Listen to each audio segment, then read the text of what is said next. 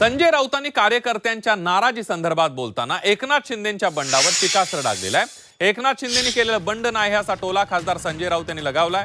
ते बंड नव्हतं, आता ते भाजपचे बूट चाटतायत अशा शब्दात राऊतांनी शिंदेंवर हल्लाबोल केलाय।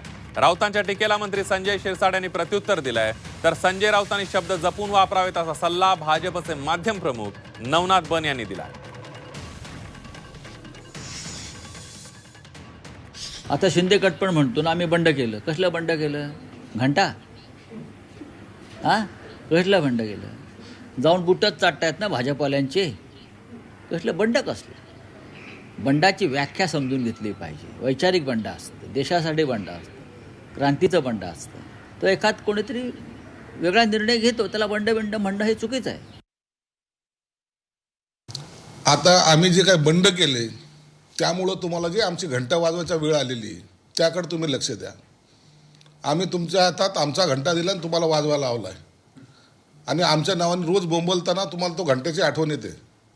शिंदे साहेबाचा घंटा टंग असं म्हणून तुम्ही आमच्या घंट्याची चिंता आता तुम्हाला जास्त पडलेली।